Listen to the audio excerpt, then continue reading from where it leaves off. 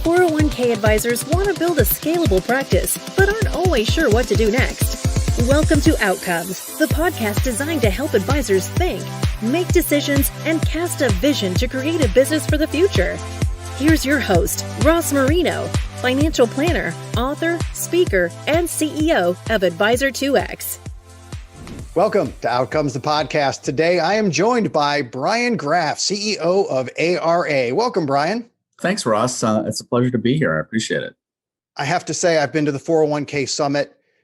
Well, actually, I can't say how many times, probably more than I have fingers on my hands. But this year, I'm pretty sure I'm looking forward to it more than any other year. And based on some posts I've seen on LinkedIn, it's on, right? Does it happen in this year?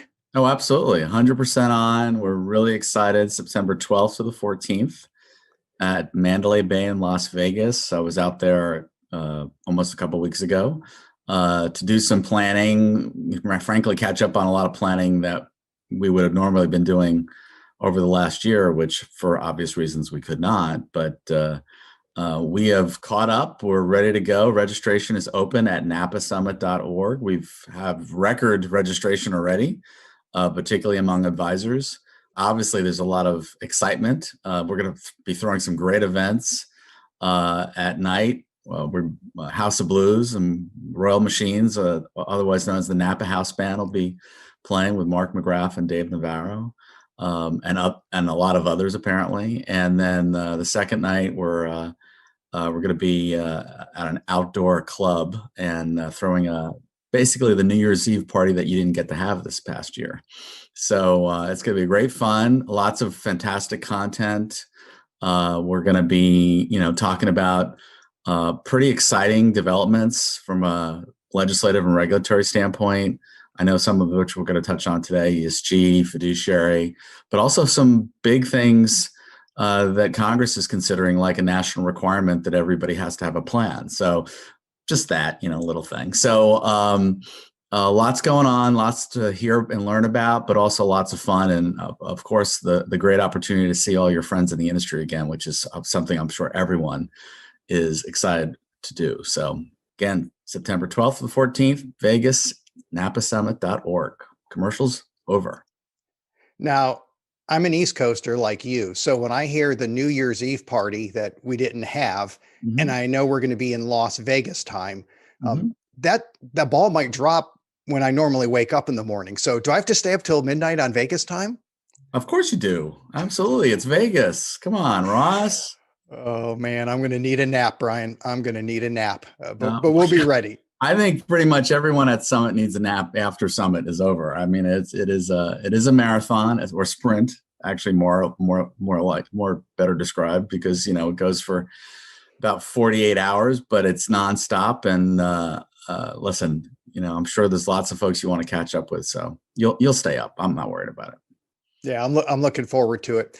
Now, I know you've told the story before about when you first had an experience with a financial advisor, but if you could just maybe take 30 or 60 seconds for people who don't know, when was the first time you actually experienced the work of a financial advisor? So my parents were public school teachers in New York, and I grew up on Long Island, and they were public school teachers. And so I have certainly shared this story with my friends in the 403B part of our industry, but we, pretty typical, an advisor came over to our house, and my dad dragged me out of my room from my Atari, probably, the big box with the two buttons that, for us older folks who remember that. And I was 11 years old and sat at the kitchen table, and, the guys really basically just talked about the value of tax deferred savings, really most of the conversation, because, my parents hadn't started saving, and they bought into it. And particularly for my mom, after my dad passed away, it really was her account, her fun account, her account to do when she was retired, buy things for the grandkids, go on some cruises, that, things that, were beyond what the pension provided, which was really for her normal living expenses. And so it really stuck with me, and maybe I was destined to do this job. I don't know because of that, but is definitely a story that's kind of fun to tell, particularly for folks who are in this industry. Well, I know over the last few years, we've had a lot of conversations about ESG funds. And I remember a few years ago, I kind of took the approach of it's a should do. I should know about it. It comes up once in a while. Certainly makes a lot of sense when you hear it. And if you think about the future, you would think, okay, this is probably going to be popular. So it was a should do, but it really seems like it's becoming much more prevalent in conversations. Would you say the time has now shifted? So advisors, it's now a must do on their list? They must be apprised and aware and have some knowledge of what's going on in the ESG space, because more and more, particularly as the new Biden administration continues to talk about climate and other environmental social issues, this thing's going to be coming up over and over again. You're going to start seeing more and more of the DCIOs kind of more broad-based advertising around ESG. There's already a lot of more content in the news around ESG, particularly Wall Street Journal, other investment publications. And so, my belief in talking to plan sponsors is that they are increasingly hearing from participants about ESG, and some of the surveys that have been out there have really demonstrated how impactful, particularly for rank and file participants,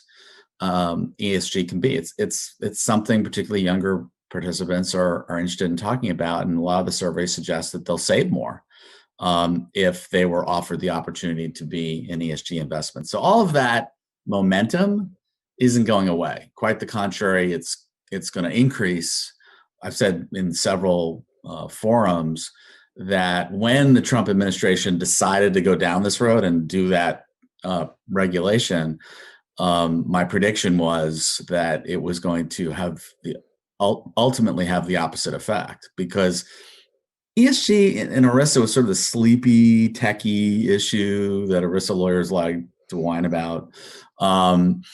But then they decided to put out this rule that, and create a new pecuniary standard that only an ERISA lawyer would love. And the backlash has been significant. And the backlash has been I would say bipartisan from an industry standpoint. And even, the investment houses were upset about it. The broker-dealers were upset about it. Certainly consumer groups were upset about it. Certainly environmental groups were upset about it. And there's some Republicans who still are waving the flag on it and recently sent a letter to the Department of Labor on their non-enforcement action, which we'll talk about in a second. But the reality is that ESG is here to stay, and it's not going to go away. Now, you guys have a certificate program now, so there's a way for advisors to feel comfortable to learn it. And I know you have a process and document, I've heard it a million times, and I know that's the way to do it. That's certainly part of the certificate program. Could you talk a little bit about that? Sure. What we're trying to do is the ESGK program, which is actually going to be launched in May, is essentially trying to take the veil off of this cloud, a mystery around ESG. That really it's just another type of investment option. And from a regulatory standpoint, that's where we're going. I mean, Trump administration had put this sort of cast a pall upon ESG and tried to spook people in the preamble, talked about how, they have concerns about ESG investments. All of that's going away with the new administration. And they also created this sort of pecuniary rule, which basically said as long as an ESG investment had pecuniary factors and had some type of financial factors associated with it, that it's not primarily for social purposes. But it's a testament to regulatory vagary, and any rule that requires you to hire an ERISA lawyer to make an investment decision is never going to work. No plan sponsor is going to want to make investment decisions by hiring an ERISA lawyer. And they don't want to hire a ERISA lawyer to begin with, but the idea of hiring one to make investment decisions is nonsensical. So that thing's going away. The Department of Labor has already said we're not enforcing it. They're made it clear that they're going to rewrite the rule. We've sent correspondence to them about how important it is to do that as expeditiously as possible. But I think where we're going is a place where ESG is just like, frankly, it's just a type of investment option. And really, that's, if you think about it, that's what it is. I mean, a lot of ESG portfolios that focus on climate per se, if you look at the underlying portfolio, it's a lot of tech stocks. And so, you could have a situation where you have a tech fund that is a bunch of tech stocks, and you have a E-fund that's a bunch of tech stocks. And because it's an E-fund, labeled an E-fund, somehow it's under the prior rule. Well, I guess the rule is still in effect until they rewrite it, but it's not being enforced. So the rule that has no teeth, there was a negative view on that just because of the label, even though the underlying investments were the same. So what this course is about is sort of, let's get through all that nonsense. Let's just talk about what this really is. Let's develop a process. And a lot of that process, frankly, is understanding that, you've got to, from a due diligence standpoint, look at the underlying investments. If you've got a large cap fund, regardless of how it's constructed from a portfolio standpoint, it's a large cap fund, right? So, right now, as a lot of advisors know, there isn't really benchmarking in the ESG area. And that's definitely an issue that needs to get addressed. And I expect the larger benchmarking institutions will be doing that hopefully relatively soon. But in the meantime, what we talk about is a process where you look at the construction of the portfolio. If it's large cap, you can benchmark it to other large cap funds. right? It's large cap to large cap, apples to apples. If it's performing well on a relative scale, then that's a process. ESG funds tend to fall into the similar buckets that other types of investment funds tend to. They're either large cap, mid, emerging markets, etc. And so that's essentially what we're trying to explain to them what this is, what it isn't, and a process for employing them into funds, because there's going to be more being prepared to employ them into funds because there's going to be more and more of a demand of it. I think that's where we're going. There's going to be certainly political forces that are going to try to push farther and actually go almost, as I said, the 180 from the Trump administration, this negative point of view on ESG to a overly positive point of view, with some folks pushing for like a requirement that ESG be considered as part of any type of 401k menu. Like you have to have at least, quote, one or more ESG funds. We would not support that. That goes too far. We just think ESG there should be a level playing field. If the plan sponsors, participants are looking from them from a market standpoint, we should let the marketplace work appropriately, and that's the way it should happen. And basically all signs would suggest that more and more plans over time are going to be considering these types of options. I like the idea of benchmarking the actual holdings, because it doesn't sound like it's attached to any ESG objective, because how would I do that? I have no idea what that would even mean. Well, but that's the point. Right? The most, from a fiduciary standpoint, the most important thing is what is this thing? What it's constructed with, and what are the financial implications of that? Right. And so we're all talking about buckets of investments here. Everything's buckets of investments. Whatever the buckets of investments are, that's what you're really should be looking at. Whether you label it this or that, or it's integrated, all of that really is, that's part of the investment policy, but ultimately what you're looking at is the performance of the underlying investments.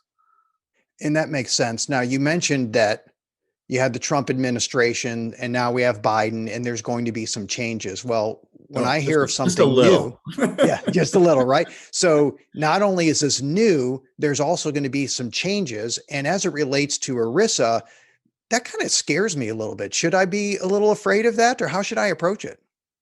Well, you're talking about generally speaking. I Yeah. think, well, no, I don't, I'm not terribly worried about significant changes on the ERISA side. Let's kind of segue to the fiduciary, because that's, I think, the thing that the boogie monster that I think most people think about when it comes to ERISA and Democratic administrations, because going back to the Obama fiduciary rule, first of all, a signal was already sent when this administration, and frankly, you could probably count on two hands the number of times this administration has agreed to something the Trump administration did. It is not a very common thing to do. But one of the things that they agreed to was the Trump proposal on the prohibited transaction exemption for fiduciary advice. They let that go. They let that become final. They agreed that this was a good rule. They said that this could be better, but it's not worth throwing out. And for this administration, that's a huge concession. And so what it is a signal saying, you know what, this is kind of for everyone in the industry, this is the construct. We're going to use these impartial conduct standards. They were, frankly, if you look at Reg BI, a lot of that construct was based on the Obama fiduciary rule. The thing that people objected to so strongly about the Obama fiduciary rule, and I apologize, I have no idea what's going on with the video here. I've got all sorts of strange colors. One of the things that the Obama administration, did that the people objected most strongly about was the enforcement part of it, was the rules around class action lawsuits, the private action. That's not something that's embedded in the Obama administration rule. Sorry, in the Trump administration rule. It's really the standards in terms of the process standards, like on a rollover. You have to document that it's in the best interest of the participant to roll the money out of the plan. Those kinds of things the Obama administration kept, and the Biden administration has bought into. So I don't really think on fiduciary, what you're going to see is a major rehaul of the standards. Rather, what I would say is they're going to tweak around the edges, but they could be significant for some people. But I think one of the big things that Napa was able to accomplish in that regard was setting out a very clear set of rules that would allow for a fiduciary advisor plan advisor to continue to work with a participant. Before this rule was finalized, it was ambiguous. And now what's interesting is that you have very, very clear set of process and rules that would allow for a 401k fiduciary advisor to work with a participant on a rollover transaction.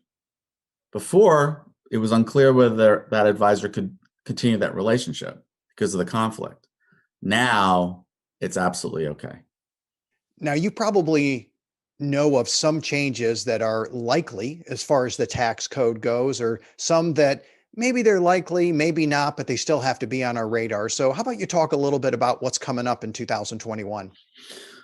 Sure. So, and a lot of this is going to be very much in flux, but the Biden administration is going to come out with a pretty massive tax proposal, increasing corporate tax rates, some things on the capital gain side. I think it's important for people to remember from a process standpoint that unlike the previous bill that was pretty much whatever, the COVID relief bill that passed recently, and that was really the Biden administration proposal.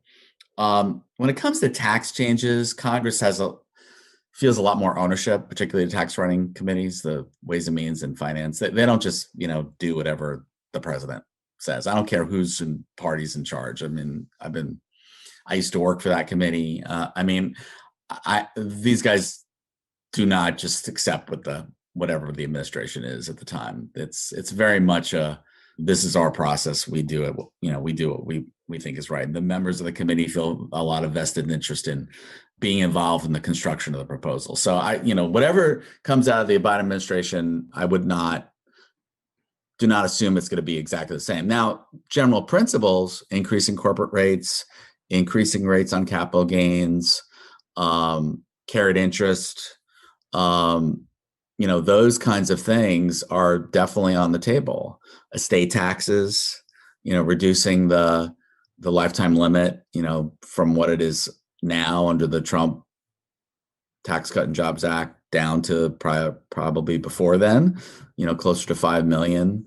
Those are the kinds of things that are 100% in play. And obviously from a retirement plan standpoint, we've already seen, we had this sort of attack on the limits with the COLA freeze that was proposed as part of the COVID bill. And then we were successful in getting it removed, but obviously we have to be diligent about further attacks on the retirement plan system. They're definitely going to be in the mix. Roth, some type of Rothification, maybe Rothification for people making over $400,000. Remember, the president's pledge to not increase taxes for people making more than $400,000. And then the financial transactions tax is also something that could be in the mix because it raises so much money. 10 basis points raises $750 billion over 10 years. Boy, that's a big number, and that's got to be attractive. It's a big number. So what about changes coming up that could be a big deal, but it just doesn't seem like they're being talked about a lot? I think the biggest thing that a lot of our industry isn't paying enough attention to, in my opinion, is a proposal that is one of the priorities for the chairman of the Ways and Means Committee and is increasingly a priority for the chairman of the Finance Committee, such Richie Neal of Ways and Means and Ron Wyden of Oregon on the Senate Finance Committee, are two proposals that are kind of being melded together. And we've been spending a lot of time with staff, congressional staff, working on these. The first is called the Automatic Retirement Plan Act, but basically, for those of you who live in California or Oregon and Illinois, New Jersey now, Virginia's in the process of enacting this. These are state requirements that require employers with 10 employees, I think Illinois is 25 employees, to have some type of payroll savings arrangement. Could be a 401k, but also could be a payroll deduction IRA. And then the default is a state-run program. Like in California, they have something called the Secure Choice Program. Oregon has a similar sort of state-run payroll deduction IRA product for private sector employers. And I know it kind of makes people scratch their head. States going into the financial services makes me scratch my head.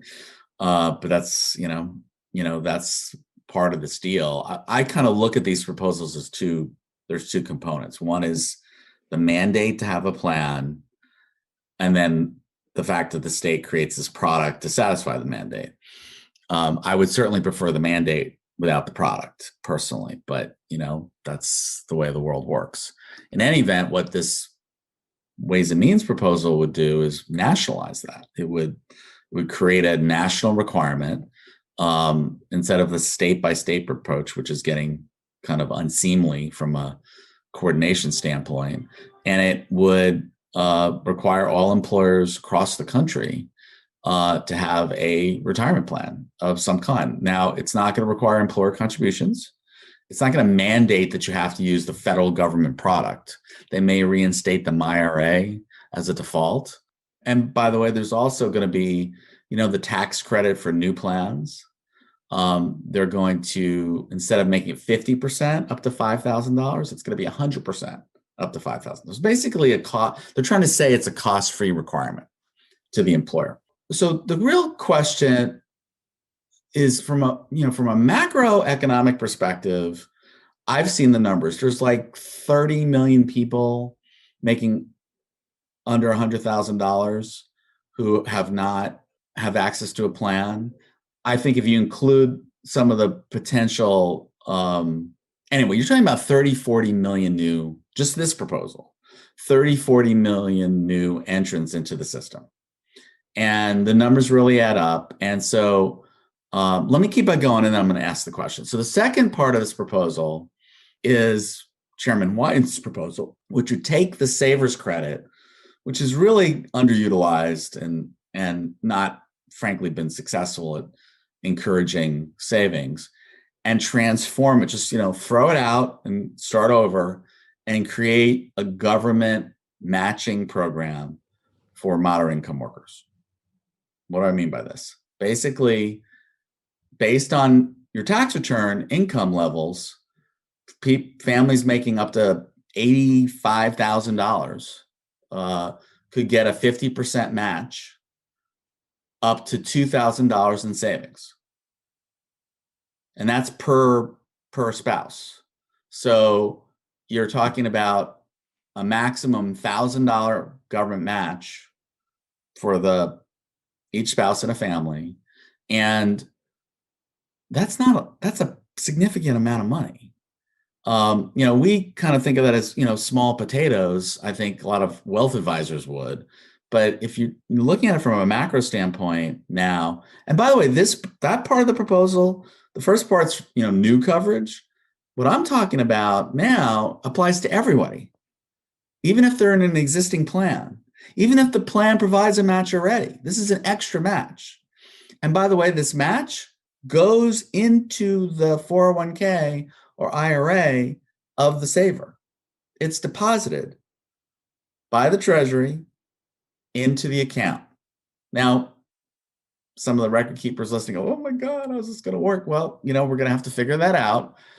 But you're going to want to figure it out, because guess what? The stuff's going to add up.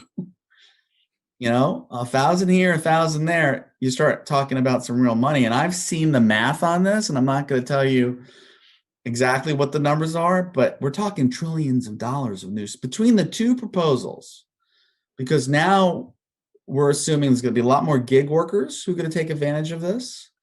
You've got a lot of savers who, like public school teachers. In 403B, you don't get a match. Now you're going to get a match. So your take-up rates are going to be much higher. And, the numbers we're working with EBRI on are trillions of dollars of new savings. So really the question that your audience needs to be asking themselves is, I'm a plan advisor, I'm a specialist, and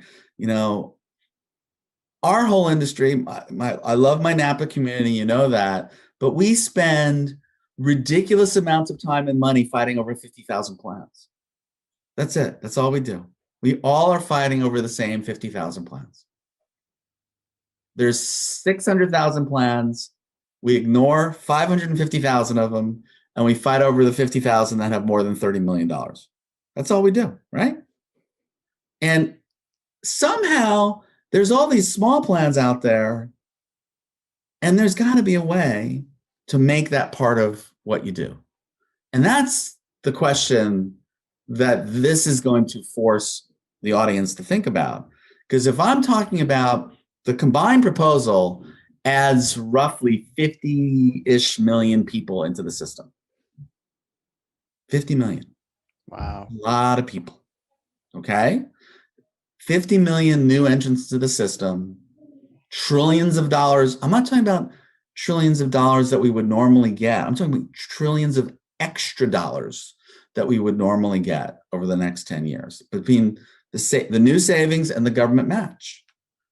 So you want to be part of this? And I think PEPs perfectly are positioned to be part of this equation, because one of the things that this legislation is going to do, something we were very instrumental in pushing for, is it doesn't just leave it to payroll deduction IRAs. There's going to be a new 401k safe harbor. And this new 401k safe harbor says if you have as long as you stick, it's a deferral only plan, stick to the IRA limit or maybe a little bit higher than the IRA limit, no testing. Simple, super simple.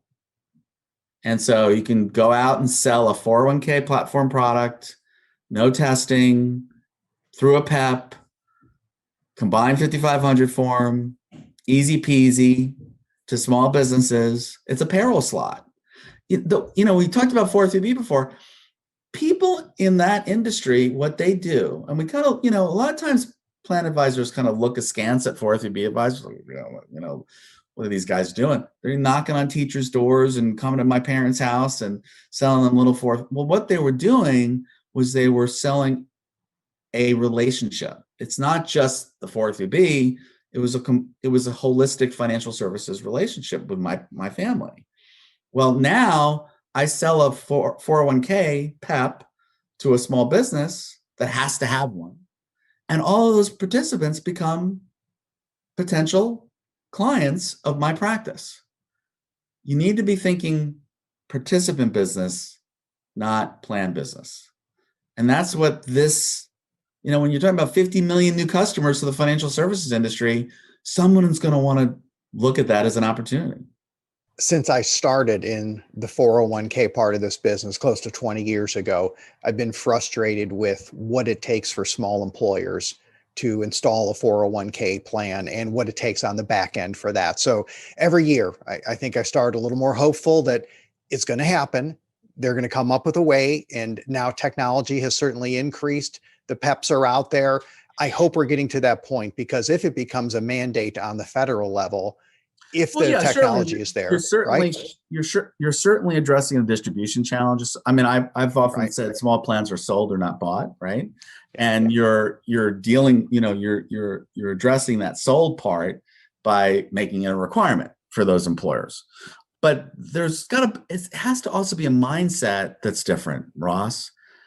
We look at the P&L for the plan, and we see these startup plans, like how make money on these plans, and we have that very narrow view, and you have to think more holistically about the fact that these are participants, these are potential prospects, all of those families that are in that plan for broader financial services. And if you think that way, and you look at the modeling, and I've talked to some companies, some financial services firms that are getting this and see this opportunity, it changes your whole mindset on the small plan business. And that's what I want to encourage folks to do, is to sort of recognize that what you're gathering is a bunch of families that are potential financial services prospects. The plan is merely, or I've described this is my 401k equals milk speech, which is, in the old days, when I was growing up, the stores would offer milk at basically no cost, or during Thanksgiving, the turkeys were basically free. So you come into the store to buy other stuff. Well, now the 401k is your milk. So you're going to pretty much, if you break even with the 401k, great, because all of these families are now your prospects for financial services. Sounds like a trend. So now let's go into what we wish the world was like. It's the final question. It's the magic wand question, Brian. We always finish the podcast with the magic wand. So if you had this magic wand and you could wave it, change anything in the world, what would you change? And this is kind of my holy grail from a personal standpoint. I've been doing retirement policy coming on 30 years now. This will be come this October, it'll be my 25th anniversary as the CEO of this organization. And the thing that I'm most proud of from a mission standpoint is what we've done to improve the system, whether it's finally reversing this trend that was happening for those of you around, a long time, like in the 80s and 90s, where they basically just chopped away at the retirement system to pay for other stuff. And we put a stop to that in the mid 90s, and then, reversed all the bad stuff in EGTRA. This is actually the next month in May is the 20th anniversary of EGTRA. I'm apparently the only one who cares about this, but that's because I worked so hard to get those changes made when I was newly installed as the head of this organization. And so improving the system is one thing, but the one thing that we haven't been able to do is that coverage line. If you look at, when I make presentations, maybe been to the summit, you've seen that bar graph, and I'm sure I'll show it again this September. It's just a flat line since ERISA. We've basically been hovering around 55% coverage since ERISA. And that means systemically, there's a lot of folks who are underserved by this system. And, my magic wand is to finally move that needle and make it so that the vast majority of workers in this country have some opportunity to save. Because what we know is that when they do have a plan at work, they are 15 times more likely to save for retirement. Even moderate income workers are 15 times more likely to save when they have a plan at work. It works in the workplace. 401ks are great. There's a lot of criticism in the media about the 401k. My response is, don't blame the drought on the well. The system works, the product works. The problem is not enough people have it. And so the magic wand is to make sure the vast majority of Americans finally have a way to comfortably save for retirement. Well, I hope this year we're able to break through.